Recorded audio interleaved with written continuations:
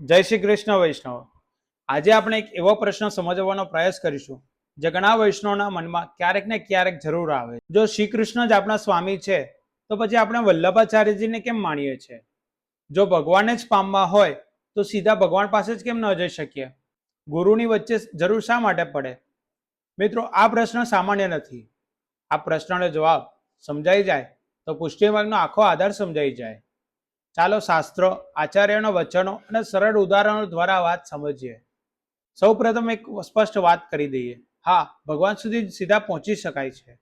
ભગવાન કોઈના માટે બંધ નથી। ભગવાન તો દરેક જીવના હૃદયમાં બિરાજમાન છે।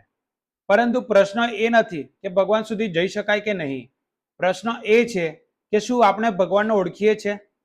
શું આપણે જાણીએ છીએ કે ભગવાનને કયો ભાવ ગમે છે, કઈ સેવા ગમે છે, કઈ રીતે શરણાગતિ કરવી, કઈ રીતે ભગવાનને રાજી કરવા? આ બધું કોણ શીખવાડે? એનું નામ છે ગુરુ।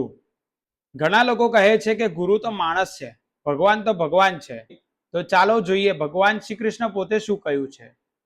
શ્રીમદ ભગવદ્ ગીતાના 4થા અધ્યાયના 34મો શ્લોક ભગવાન કહે છે, જો તત્વજ્ઞાન મેળવવું હોય તો તત્વદર્શી ગુરુ પાસે જા, તેમની સેવા કરો, પ્રશ્ન પૂછો, તેઓ જ તમને સાચું જ્ઞાન આપશે।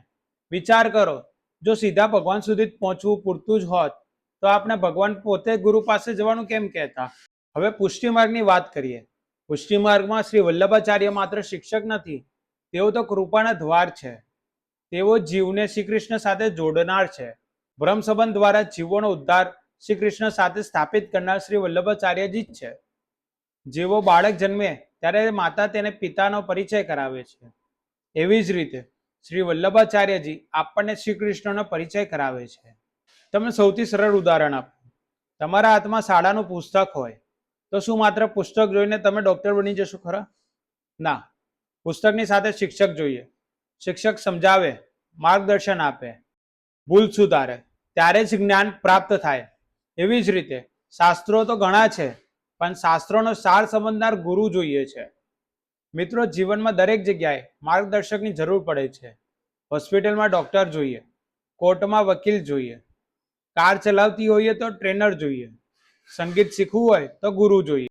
ઘણા બધા એક્ઝામ્પલ છે, પણ પુષ્ટિમાર્ગમાં એક ખૂબ જ સુંદર વાત કહેવામાં આવી છે, ભગવાનની કૃપા અકારણ છે, પરંતુ એ કૃપાનો અનુભવ કરાવનાર શ્રી વલ્લભાચાર્યજી છે। જેમ સૂર્ય આકાશમાં હોય છતાં આંખ બંધ હોય તો પ્રકાશ દેખાતો નથી, એવી જ રીતે શ્રી કૃષ્ણ સર્વત્ર છે, પણ તેમને ઓળખવાની આંખ ગુરુ આપે છે। ગુરુ વગર ભગવાન નથી મળતા એવું નથી, પણ ગુરુ દ્વારા ભગવાનને ઓળખવું સરળ બને છે। કલ્પના કરો, દેશના વડાપ્રધાન તમને મળવા તૈયાર છે, પરંતુ તમને તેમના ઘરની ખબર નથી, તેમના નિયમોની ખબર નથી, મુલાકાત કેવી રીતે લેવી એ પણ ખબર નથી। ત્યારે કોઈ વિશ્વાસુ વ્યક્તિ તમારી ઓળખાણ કરાવે, તમારો હાથ પકડીને અંદર લઈ જાય, ત્યારે શું તમે કહેશો કે આ વ્યક્તિની જરૂર નહોતી? ના, કારણ કે તેને સંબંધ કરાવ્યો। એ જ રીતે શ્રી વલ્લભાચાર્યજી જીવ અને શ્રી કૃષ્ણ વચ્ચેનો સંબંધ કરાવે છે। તો વૈષ્ણવો, જો કોઈ પૂછે છે કે આપણે સીધા ભગવાન પાસે કેમ નથી જતા, તો પ્રેમથી જવાબ આપજો, અમે ભગવાન પાસે જ જઈએ છીએ, પરંતુ અમને ભગવાન સુધી પહોંચાડવાનો રસ્તો શ્રી વલ્લભાચાર્યજીએ જ બતાવ્યો છે। અમે ભગવાનને માનીએ છીએ, પરંતુ ભગવાનને ઓળખવાની દ્રષ્ટિ શ્રી વલ્લભાચાર્યજીએ જ આપી છે। અમે ભગવાનને જ પ્રેમ કરીએ છીએ, પરંતુ ભગવાન સાથેનો સંબંધ શ્રી વલ્લભાચાર્યજીએ જ કરાવ્યો છે। એટલે જ પુષ્ટિ માર્ગમાં ગુરુનું સ્થાન અતિ મહાન છે।